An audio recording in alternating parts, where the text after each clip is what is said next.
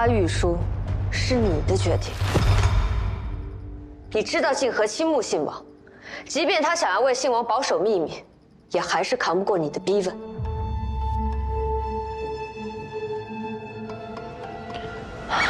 不，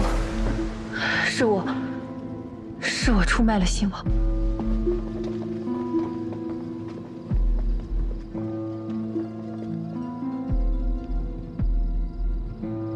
贤妃知晓了信王的秘密，我一直悬着的心反倒落了地。信王承认了他与王才女密会，其余的什么都没说。你怎么会允许一个小小的宫人妄想信王？即便他只想成为侍妾，是你将静和送去信王身边，因为你需要他从信王那里打探消息，而你自然不会推辞这样的好事，也很懂事的知恩图报。那碧玺丹是你给魏贤妃的，你偷走碧玺丹，信王没有察觉吗？他很快就发现了。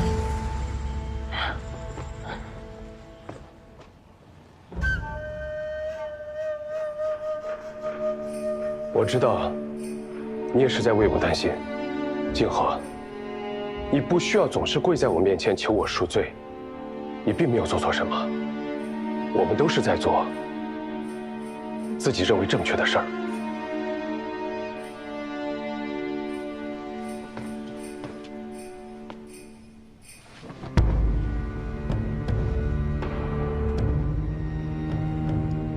王才女有孕了。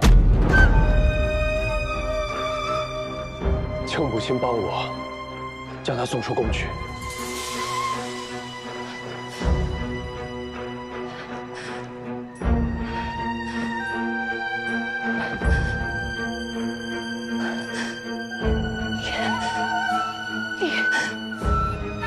你知道你都干了什么吗？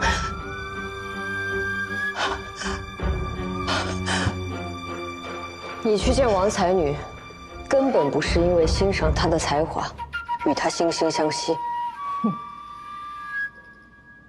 惺惺相惜，实在是讽刺。那个贱婢实在胆大，已经与我的真儿助探案件，实在是恬不知耻。你二人配合得真好。害死王才女之后，为了防止有人去查验尸体，韦贤妃安排了松木爆花和河柳木棺材，静和则是精心准备了那一盒漂亮的蝴蝶。就算她已经死了，你们也没有放过她。那他为何不肯放过信王？我也不忍心信王痛失所爱，可信王已经完全被他蛊惑了。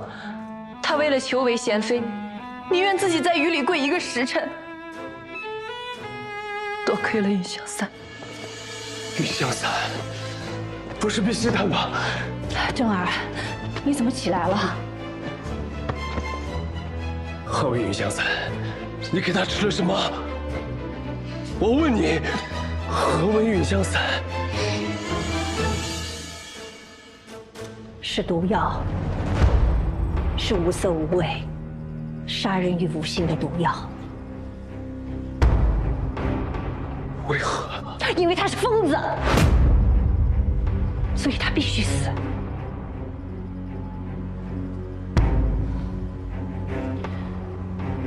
我曾经对他好言相劝，但是我万万没有想到，他竟敢派人到太医署，请医诊为他看诊。一旦医诊看诊，他有身孕的事情就会败露，我的真儿就会被牵连。他和他肚子里的孩子，永远都是真儿的威胁，所以他必须死。你买通了医正，在他的安胎药里下了云香伞。是。然后你哄骗信王说，愿意帮玉书家死离宫，只是玉书因为服用碧玺丹过量，没有醒过来。是。母亲，你为何什么都不告诉我？真儿，你性子醇厚，心又软，才会被别人哄骗。那女人她不爱你啊，她只是为了利用你。你忘了她，忘了这件事情，将来你会有一个堂堂正正的王妃，也会有一个清清白白的孩子。母亲就没想过，为何玉树敢找医正诊治吗？要么就是他犯蠢，要么他就是想以此威胁我、报复我。但不管怎么样，他就是该死！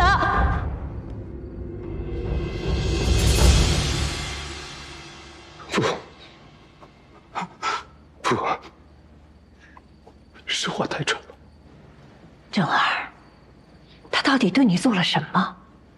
世间那么多的女人，你为何偏偏被他蛊惑？从小到大，在这宫墙之中，我从未见过像她这样蓬勃的女子。在教坊初见玉树时，我便倾心于她。我知道她的心之所往，不是我能给的。她向往的是自由自在的生活，是带着一把软弦游历天下。所以我不敢做非分之想。能偶尔与他切磋琴艺，作词写曲，便已知足。我知道他快要复完乐艺，便能立功。我虽心有不舍，但也是真的替他开心。他希冀的生活，也是我想要的。我不能拥有，他能替我去看看也好。直到那天，父皇临幸了玉树。玉树呢？我知道那一刻，感觉到天旋地转。我所爱之人彻底失去了自由。我知道这一切对他来说意味着什么。可那人是我的父亲，是当今的圣上。我什么也做不了。正儿，行，正儿，怎么了？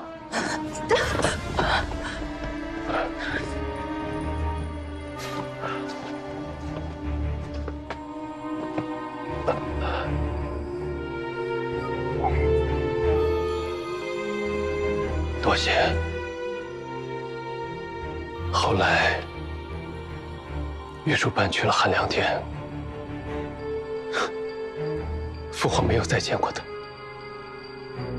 一有机会进宫，我便会绕路到汉良殿后庭一庭。我希望能看看他头顶的那一隅天空。运气好的话，还能听到他的软音。我能听出他心中的不甘与痛苦。后来，他发觉自己怀有身孕，便愈发的想要离开这深宫。玉树，你王爷帮我。不关系。玉树，他说他本已不打算活了，但既然有了孩子，就要活下去。他能看到这后宫女子的悲情，也能看到作为帝王子嗣被束缚的命运。他不愿自己的孩子承受这一切，他想逃。王爷可还记得上元节昭思公主假死之事？你想做什么？我想和她一样。之后，我设法得到碧玺丹，与玉树计划好了一切，却被靖恒和母亲发现。母亲平日虽谨小慎微，但若知道这孩子是我的，她一定会帮我。只是我没想到，我竟因此害了玉树。害死玉树的不是你，是韦贤妃。而且韦贤妃害死的，也不只是一位才女，还有一位皇嗣。皇嗣，哼，一个不能光明正大出现在这世上的孽种，也能称之皇嗣？阿娘，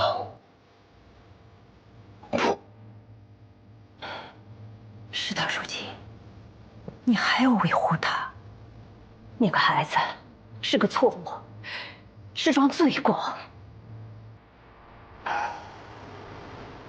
你还要瞒下去吗？我再问你一遍，玉书为何敢找医正诊治？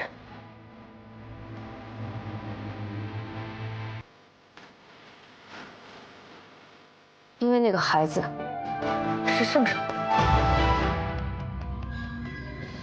天道昭昭，王才女尸身被烧，反而令那个无辜的孩子骸骨现世，胎儿骸骨成型，说明玉书至少已有4个月的身孕。玉书原本爱喝酒，但我们调查过韩良店的宫女，册封不到1个月，她便不再借酒消愁。的确借酒消愁，后来倒没见她喝了。那时，她就已经意识到自己怀有身孕了。册封后不到1个月。静和，你如此在意信王，应该很清楚他是什么时候开始去承恩宫幽会的。是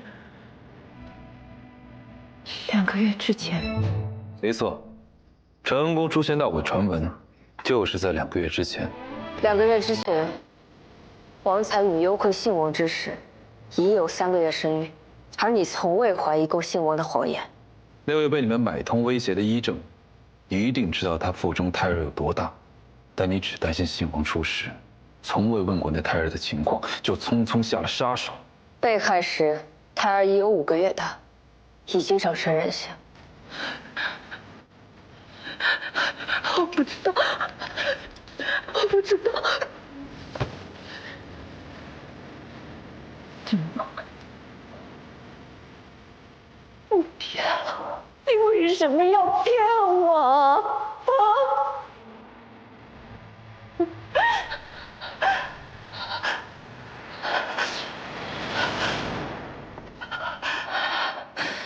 可太医书现在没有记录，如今神能证明他腹中的孩子是圣上的。他与任思彤怀下了孽种，利用真儿行善，想潜逃出宫，险些让我的真儿陷入大错。我是为了皇家的颜面，我是为了我的孩子，我才母亲，玉书也是为了他的孩子，他为了带孩子出宫，可以拼上性命，又因为你的那些话，为了孩子可以舍弃他的自由，他已经决定将自己的一生都困于宫中了。医正只要将胎儿的月份如实上报，就能证明这孩子是父皇的。可你，可我也是个母亲，是个母亲。既如此，真相查明，贤主结案吧。此案该如何作结？谋害王才女，毒害皇嗣，为了隐瞒罪行，构陷我与太史丞私会。韦贤妃是想将这些全部认下，还是分一些给信王和静和？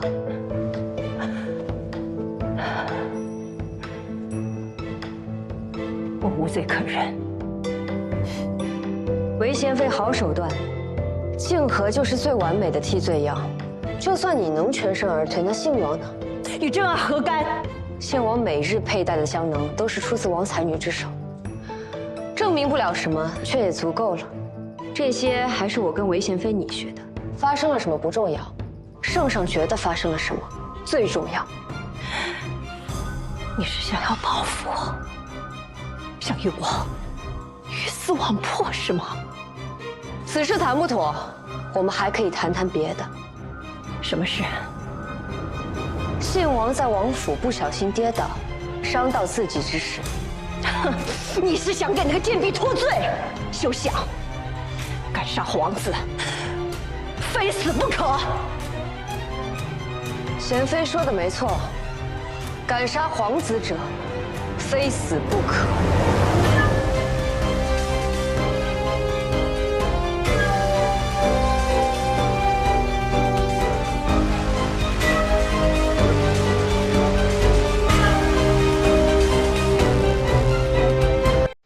3日了，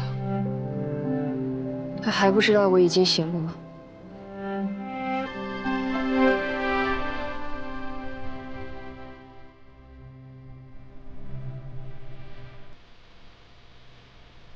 送给你的，父子汤。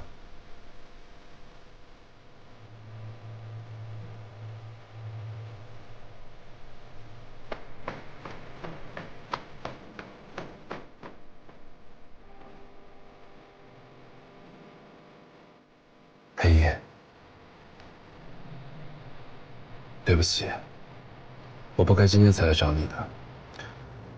我思虑很多，我也不知如何向你解释，我也不知如何不损害你的声誉，但却唯独忽略了你的感受，忘了哪怕我晚来一刻，都是对你的伤害。太史丞多虑了。我求圣上赐婚，是为了救你，但也不是为了救我。太史丞是在同我讲绕口令。裴爷，你相信我，这是我最不愿意向圣上求娶你的时刻。我希望在没有任何适当干扰的情境下，去向你表明我的心意。如果有幸能让你接受我成为你的郎君，我再去向圣上请求赐婚。若圣上觉得我高攀，我愿尽我所能去配得上你；若圣上还是不肯，我也愿意豁出命去，证明我的心意。这是一件我应该先征得你同意的事情，但我实在太心急了，我害怕你出事，我害怕我再晚一步就会失去你，所以我才自作聪明的想了这个蠢办法。但如此之后，我又开始担心，你凡事都有自己的打算。我不知道这样是不是打乱你的计划，会不会让你觉得我自以为是？我脑子很乱，我越想我越想不明白。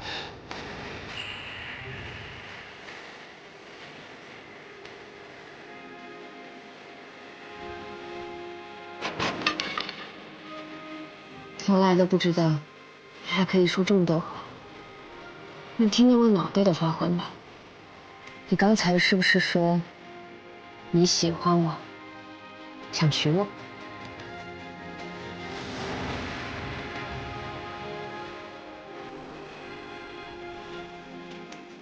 裴爷，喜欢你，想娶你。可以答应我？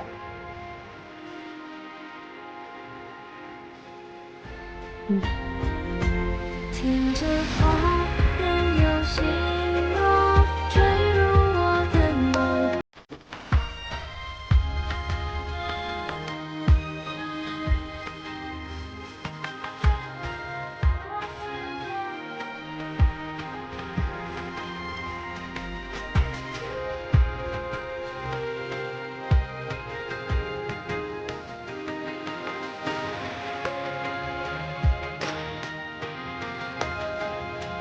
不管岁月你会记得我面容。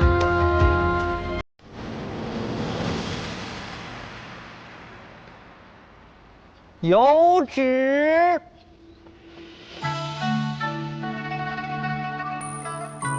福昌县主李佩仪特封为永安公主。今公主已于试驾之时，闻太史局太史丞萧怀瑾博闻广识，才德兼备，久慕永安公主，欲求之为妻，朕心甚悦，兹将永安公主出降于萧怀瑾，择日由礼部与淑妃商议后协办，主者施行，接旨。谢圣上。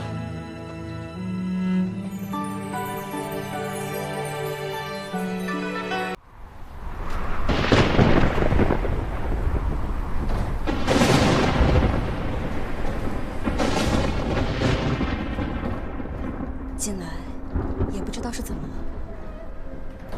总是打雷下雨，这样的鬼天气，可真是让人造的。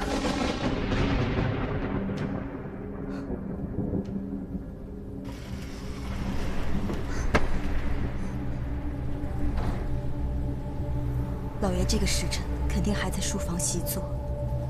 补汤煮好了吗？煮好了，夫人。按照我的吩咐做的吗？是，夫人。煮了3个时辰，菜梗都烂熟了。那就好，去送吧。是。哎，让老爷别太辛苦了。哎。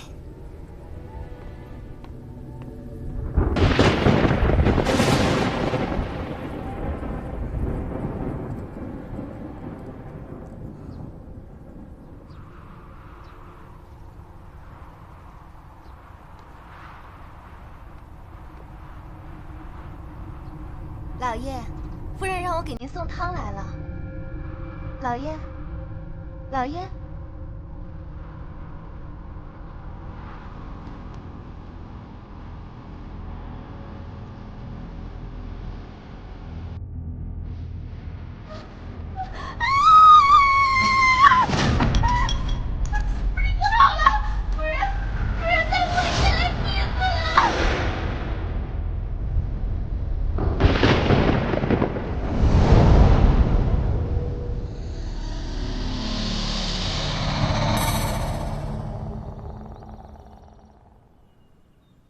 大理寺王嗣成在光天化日之下于家中被雷劈死，此事太过荒谬，太过荒谬啊！莫非这王嗣成贪赃枉法，操了天谴？休得胡言乱语！你有何证据说我大理寺官员贪赃枉法呀？我是没什么证据，可是老天爷看得真切。休得胡说！我为官清廉，就怕遭了天谴。怎么会遭天谴呢？稍安勿躁啊！事关朝廷命官，要是消息传出，朝廷内部定会一片混乱呐。此事万万不得让陛下知晓。是啊。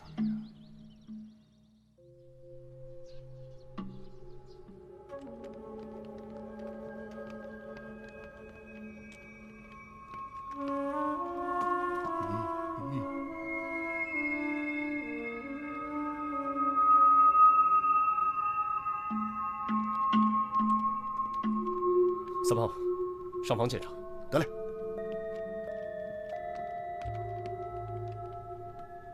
昨夜可有什么异常？府中一向门禁森严，又有专人看守，未见任何异常啊。王嗣成一直在书房中。哎，是。每天晚上主人都在房中习作。啊，是。可有人进出过？府中昨夜没有客人来访。主人平日里在房中处理公务，总是房门紧闭，听不得半点喧闹。没有吩咐，我们都不敢轻易打扰。是吗？是啊。可是，主人怎么会在房中被雷给劈死？这说不通啊！是啊。老大，避雷的龙头我检查过了，没有任何动过的迹象。双叶，尸体怎么样？除雷击痕迹之外，无明显外伤，也没有发现中毒的迹象。不是，双叶，都烧成这样了，你咋看出来的？如果先中毒再死，尸体就不会呈现这样的状态。哎，你在质疑我？啊不，随口一问。哎，要我看啊，都是他黑心者的祸。要不这雷电长了眼睛，不劈别人，偏偏进房劈他。哎，你小点声，别被夫人听见。哎呀，不怕，他在房间里还休养着呢。再说了，实话还不让人说，平时就贪赃枉法，受那么多贿赂，能不得报应吗？哎，别说了。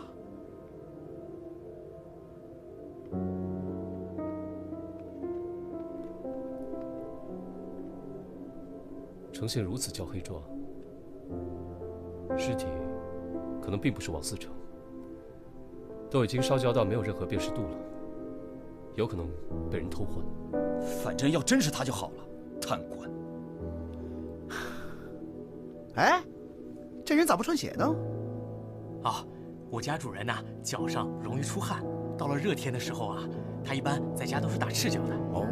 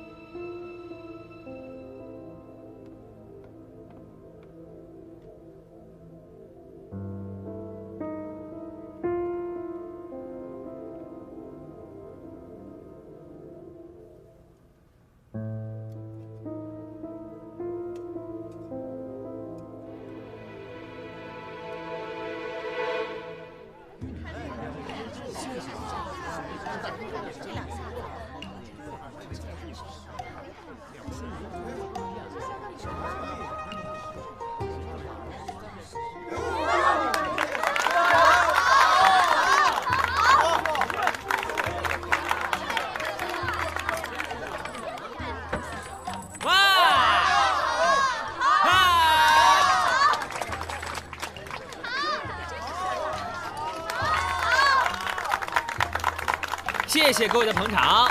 我们的幻术呢，10文钱包教包会，上天入地无所不能。啊，变戏法的，你过来。你干嘛？我要学幻术，我要学会。 15文。啊，这么多，我可没有。我告诉你啊，你要学会幻术啊，今晚吃饭1个鸡腿变3个。我钱不够，我回去跟我娘讨点。你给我等着，别走啊！好，不走，你快点啊！走。你怎么来了？王嗣成前夜被雷劈死，烧成黑炭，你可知道？我们老大让你去看看。 不去，老大准备了香茅烤春鸡，吃不吃随你哦。烤鸡，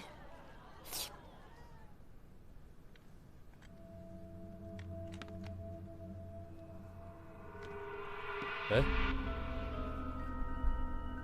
萨摩，王嗣成的尸体是在哪里发现的？就在你脚边啊。这儿。嗯。 屋脊上的龙头3炮已经检查过了，没有问题。不在房上，蹊跷就在房中。平常人家，房上往往设有龙头引雷，龙蛇伸向天空，蛇根连接引线直通地下。我刚看过引线了，在房内的一节竟然被截断了。什么？并且这引线被截断后。 被人接上了一根细铜丝，一直通到这桌下，隐蔽地绕在桌腿上。可是，这是个木桌，难道还能把人电死不成？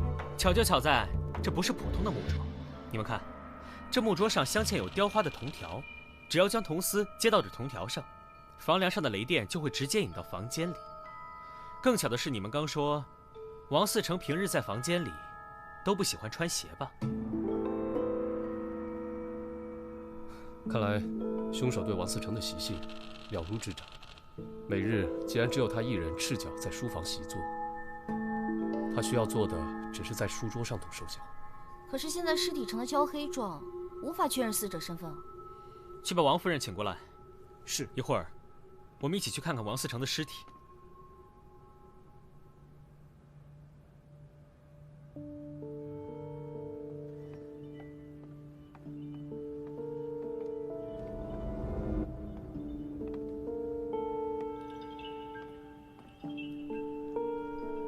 萨摩，要问夫人什么，赶紧问吧。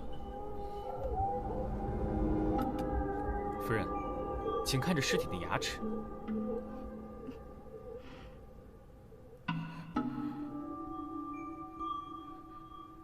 是不是王思成？是他，缺了3颗牙，是景泽。你怎么知道？今天我路过厨房的时候，碰巧看到了。哎，我为了办案看的。我今天去厨房，看到了下人给王思成煮的汤，把芹菜煮烂到那个程度，说明王思成一定是哑口王。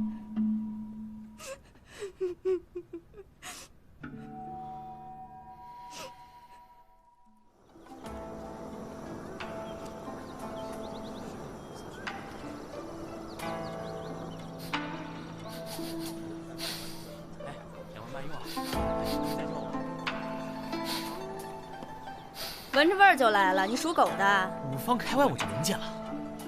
我要是偷着吃点东西还不行吗？当然不行了，这是哪里的美味啊？我怎么从未闻过？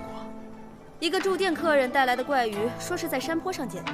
怪，萨摩饮食大法第34条，样怪则鲜美。待我助他一臂之力。萨摩，萨摩，出事了，出事了，赶紧跟我走！哎呦，急什么呀？天大的事也要等我的鱼汤开锅了再走啊！赶紧跟我走啊！我要喝汤！快跟我走！要喝汤！跟我走！喝汤！快走！汤！走啊！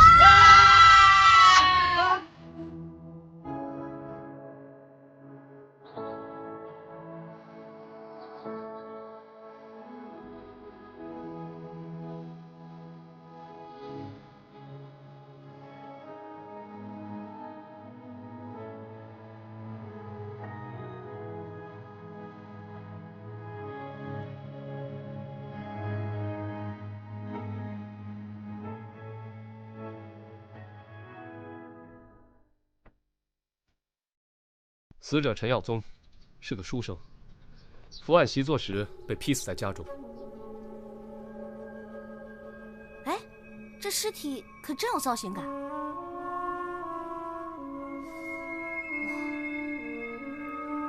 哎，他的手里紧紧握着这个，你们看。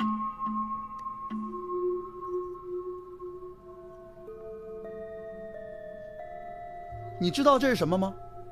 这书生在平康坊有一位私交甚好的小燕姑娘，这东西可能是他给的定情之物吧。来人，在，去把小燕姑娘找来。是。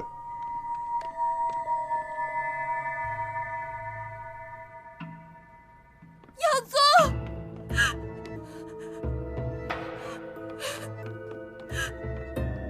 耀宗，耀宗，为什么这么狠心离开我？为什么？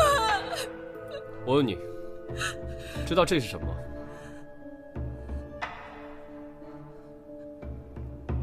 小女从未见过。官人，求你一定要帮忙破案啊！我可以给你当牛做马。别再做戏了，我觉得你杀死书生的可能性最大。什么？书生忙于科举，顾不上你，跟你进行了诀别，此事有误吗？没有。所以，你因爱生恨，杀了书生，并造成雷劈死的假象。不是。跟王思成的事件重合，企图逃过制裁。不对，凶手不是他。什么？什么？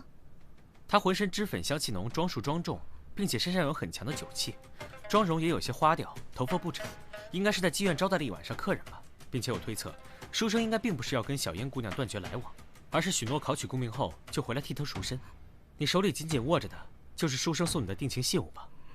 小燕姑娘，我说的对吗？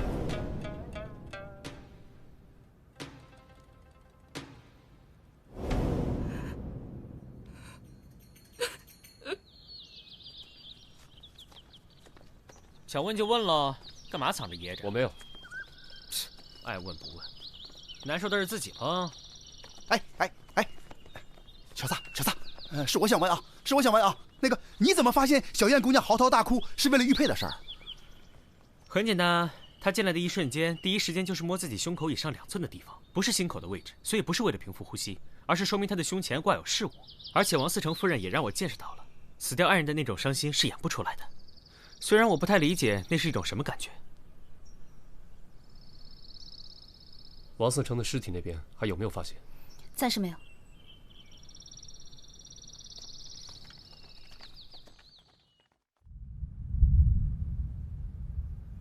来，用力来！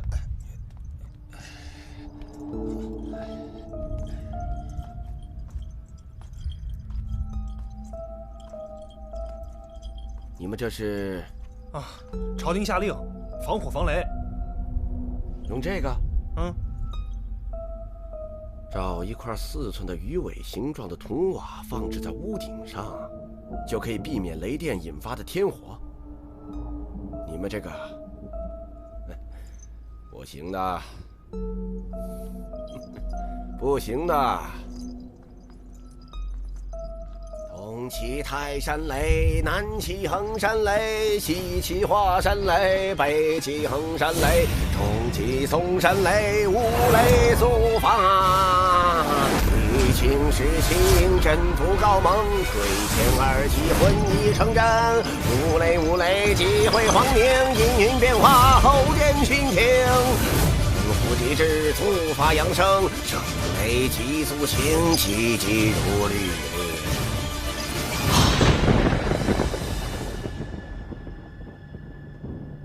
老大，喝茶。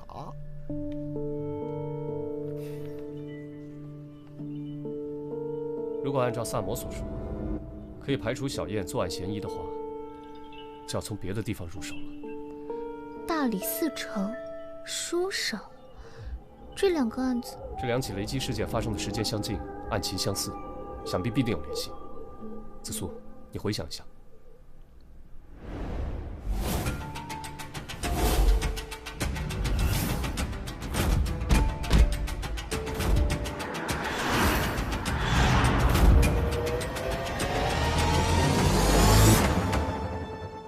我想起王思成跟5年前一起强奸案有关，长孙家4公子被告强奸，那个死去的书生陈耀宗为其做了不在场证明，所以王思成以证据不足未将其定罪。这件事情很蹊跷，但是当时并没有更多详细的记载，均一笔带过。案子于武德9年农历11月初4未时结案，当日晴，艳阳高照，气温宜人。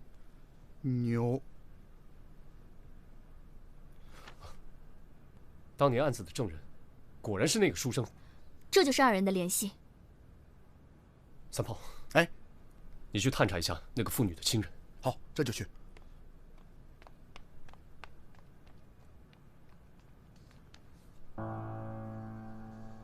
我打听到了，那件事情发生以后，那妇人的丈夫一直在长安城以卖鱼为生，他的家就在这里。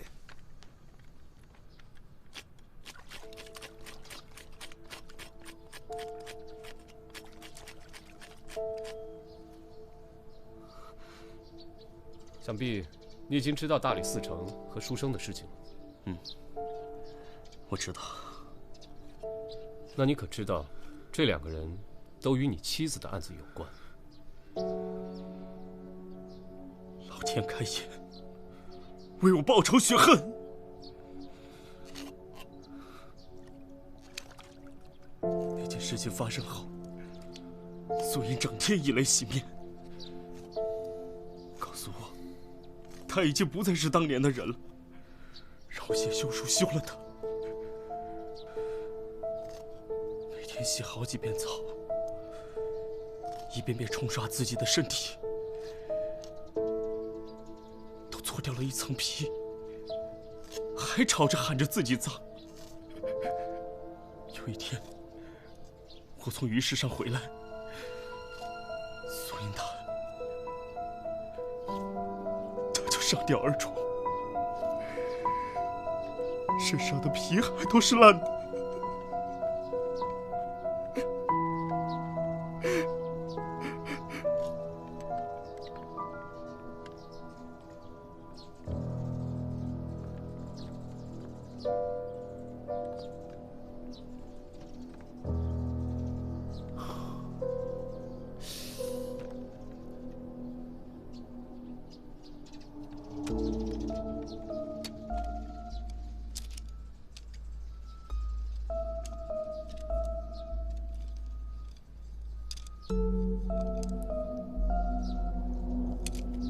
你现在是这个案子最大的嫌犯，这2个人的死跟你都脱不了干系，所以你必须要把事情说清楚。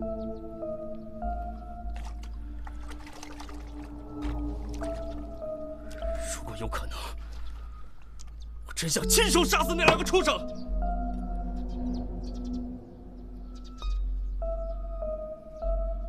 可是下大雨那天，我在东市卖完鱼，就急忙赶回了家中。 哪里都没有去，邻居可以为我作证。至于书生他死的当夜，是我固定每月自家鱼塘换吃水的日子，一换吃水就需要整整2天2夜，我根本没有时间出门。真是老天开眼，老天开眼呐！隔壁的渔夫跟你走动多吗？还可以，经常有往来啊。他平时为人如何？我们现在怀疑他与2起命案有关。 啊，不可能吧？绝对不可能！他可是老实的要命，平时话不多，但是他总是帮助附近的邻居，还跟别的商贩不一样，常常把自己要卖的鱼分送给我们吃。这么好心的老实人，怎么可能杀人呢？那下雨那天，他在哪儿？你是说大暴雨那天？对，他在家。那天我去他家，想让他雨后帮我看看屋顶上的漏雨，他确实在家里。 那2日前呢？2日前，哦，2日前他在家中换池水。昨天早上我妻子还抱怨晚上睡得不好，是因为啊被王老汉家里巨大的换水声给吵醒了好多次呢。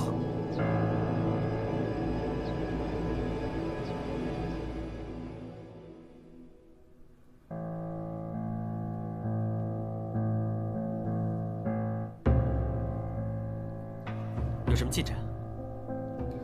书生的口、鼻、脏器内均没有发现灰烬，也就是说他是死后被焚尸的，身体内也没有中毒迹象和外伤致死的状况，心也是麻痹状态，所以说啊，应该就是雷劈致死，可能是我们想太多了。哦，还有，他手上握着的铁牌除了纹样奇特外，没有其他发现。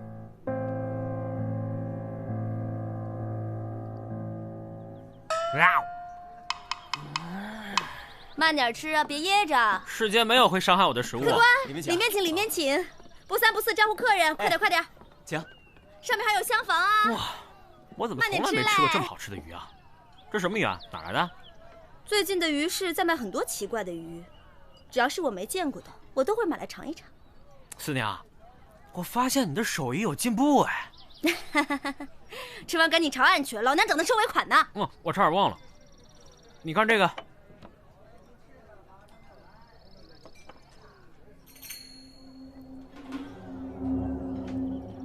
这个东西，我知道是谁做的。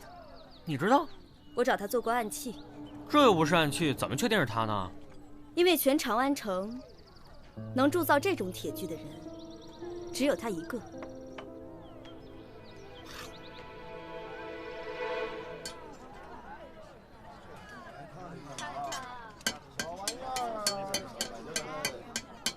小哥，啊，你看看，你认得这个吗？ 出自我之手，怎么不认得？那你可还记得你把这个铁牌卖给了谁吗？这种专门定制的铁牌，我只做了2个，都卖给了一个从吐蕃来的巫师。谢谢啊。啊，都卖给了从吐蕃来的巫师。我也听坊间百姓说过，这个巫师通晓雷电之术，还知道大家如何安装避雷装置。要利用这一点和巫术来杀死大理寺丞和书生。 都再容易不过。没错，吐蕃向来和我大唐战火不息，近来局势更是紧张。也许巫师正为该国派来的杀手，先灭大唐官员和才子，然后灭国。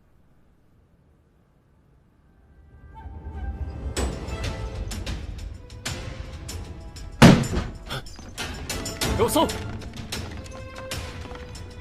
别再装神弄鬼了，我们都知道。知道什么？ 你为什么用法术杀人？我没有杀人。你还有什么说的？我看就是吐蕃派来的杀手，准备伏法吧。我冤枉啊！我只是在练习五雷咒，使用技巧还没有掌握。如果掌握，现在就该打雷了。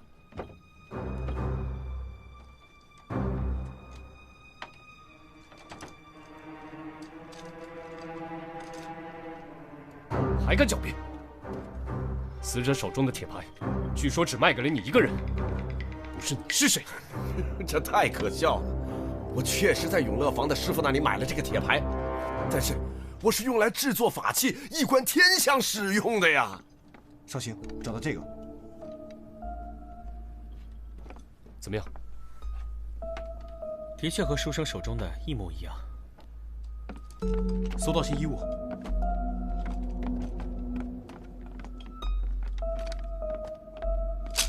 还有活鱼。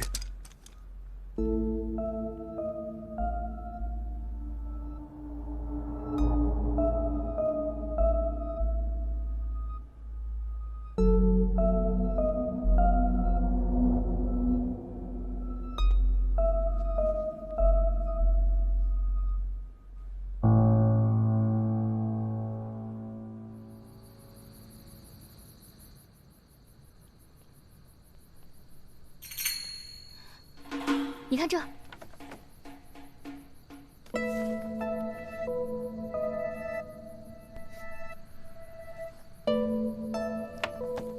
也就是说，当年的案子，为长孙公子作证的还有一人。对，宣化坊的一位素商。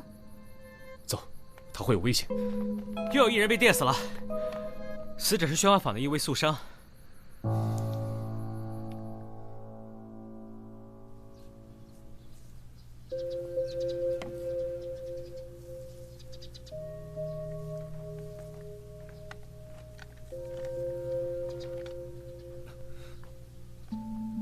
你们怎么又来了？昨夜跟你妻子的案子有关的那个素商死了。看来我烧的香真的一炷都没白费，苍天助我。所以你们是又怀疑我了吗？不然如何？死掉的3个人都和你妻子的事情有关。我明白，我确实有最大嫌疑。可是我身体不适，都没有出摊卖鱼，在家休养了1天，哪儿都没有去。你们可以随便问街坊。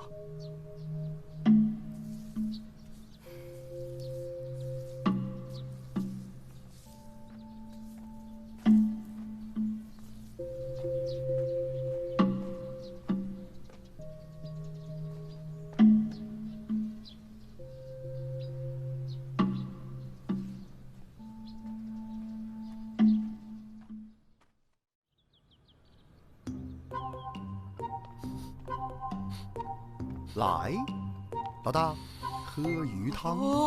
这鱼汤可炖了很久哦。哎，你傻呀？嚯，是挺烫啊。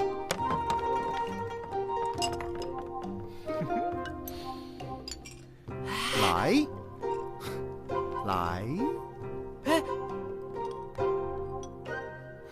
鲜，哦，刚才我听说呀。这鱼市上啊，最近出现了很多怪鱼，虽然味道一个比一个鲜美，但捕捞起来啊有点费劲。说灞河边有个渔夫收网的时候被累着了，浑身抽搐，直直的倒在水里，当场毙命。喂，萨摩，我想知道你的铁牌是不是曾经丢失过？你怎么知道？你还记不记得什么时候丢的？上次给巫师做铁牌时，刚做好2个就发现不见了。上次我来问你的时候，你怎么没说啊？我以为是小孩淘气给搞丢了，没放在心上，就再做了2个给巫师。这有什么问题吗？啊，没事。申兴隆，啊，大人，我是长孙家的下人，我家公子失踪了，夫人在家中一病不起，派我来告诉你们。天哪，他不会已经死了吧？肯定是死喽，不然怎么会平白无故消失呢？我明白了，你们跟我来。去哪儿？去拯救公子。他还没死吗？还没死，快，再晚来不及了。我可不去啊！你为什么不去？我不理解为什么要救长孙公子啊？他难道不是最应该死的吗？我们都不要去救他，等他被杀死吧。滔天罪行也应该用律法，也只能用律法来解决。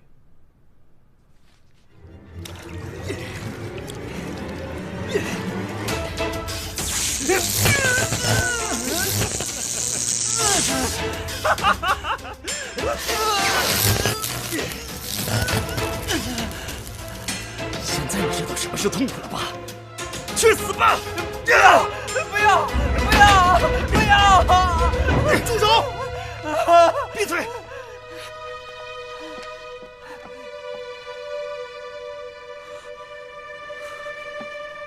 我认为我已经做好了一切，你们到底是怎么发现的？为了给亡妻复仇，你的确费尽心思。即便如此，你的作案手法还是漏洞百出。三炮告诉我，最近有渔夫因捕到怪鱼被累死，那是谣传。我在鱼市了解到的事实是，一位渔夫捕捉到了一种名叫电鲶的鱼，他不幸被电鲶电击而死，而这种电鲶正好满足了你复仇的需求。三炮在你的家里发现了吐蕃的法术竹简，说明你与吐蕃巫师有来往。我们搜查了巫师的住所，他的衣物都破烂不堪，鞋底也快被磨破，可见生活定十分窘迫。我看到他画的五雷符咒是错的，说明他确实不通术法，但他只晓些万物之理。还有活鱼啊！我们在巫师家还搜到了活鱼。巫师供述说，你在贩鱼的途中与他结识，得知巫师喜欢吃鱼，你就经常带着捕来的鱼去拜访他，他便授予了你一些引雷制电的原理。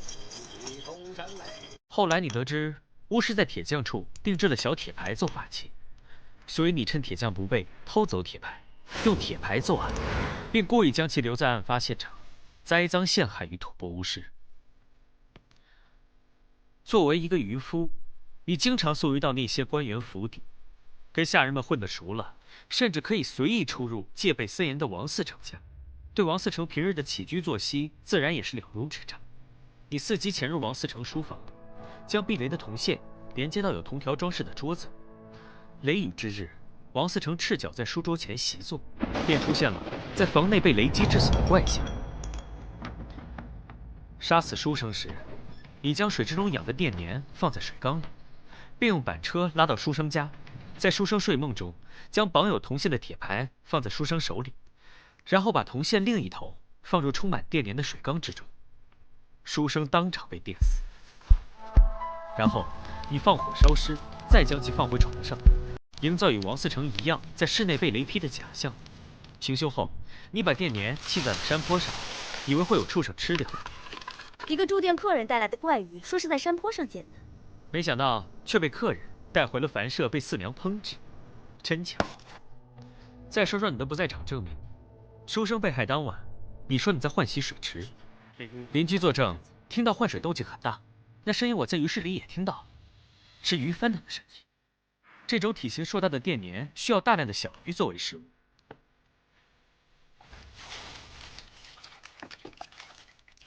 你将电鲶吃剩的小鱼分给了邻居，邻居还以为你是个好心邻。你杀掉了王嗣成和书生之后，我们找到了你，觉得事情快要败露，所以将素生杀死。从现场的痕迹和验尸结果推断，你杀死素生时异常仓促，手握木棍或木板，将其头按在了装有电鲶的水缸中，电死、烧焦。我在案发现场发现了大量的血迹。你说你当天生病没出门，可是为什么你的鞋子却全是泥巴？院子里装鱼的板车也是湿漉漉的，你有什么要反驳的吗？哼，我佩服你。不过，我的报复计划也快要完成了。没错，就是我杀掉他们。可他们都该死，都该死！那个软弱的书生，目击了苏银被这个混蛋强暴。但是却畏于强权而做了假证。苏生当时在旁边戏谑嘲弄我妻子。王嗣成收了这个人的贿赂，而把案子压了下来。这些人都应该受到雷公的制裁。那个死去的渔夫是我一起打鱼的朋友，就是死于电鲶击中。于是我就萌生了这种方法复仇。现在就差最后一步了。我现在就要亲手杀死这个畜生！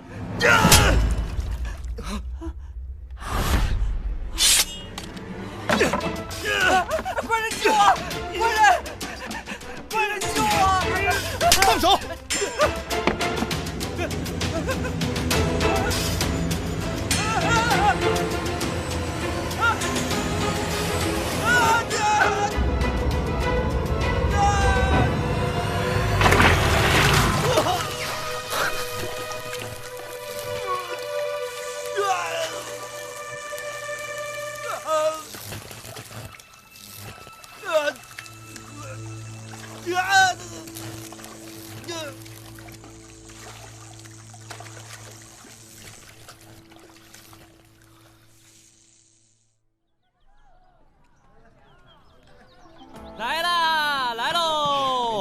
久等了，久等了！哦，来！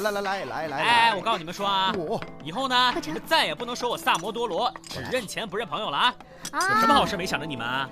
啊，这个是我独家秘制的萨罗汤，10全大补，所有的精华我都放在里面了。来，尝尝，尝尝。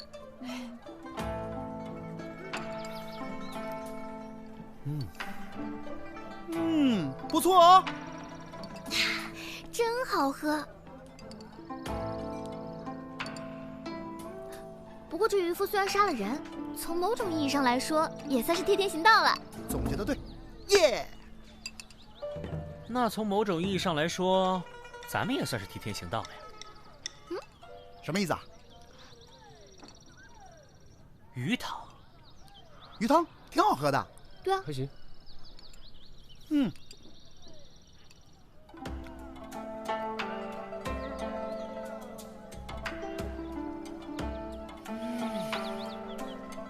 真鲜。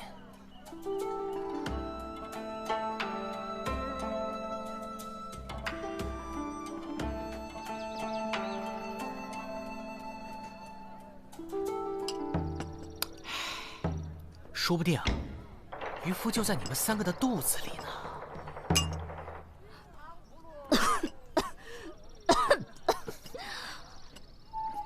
萨摩多罗，萨摩多罗，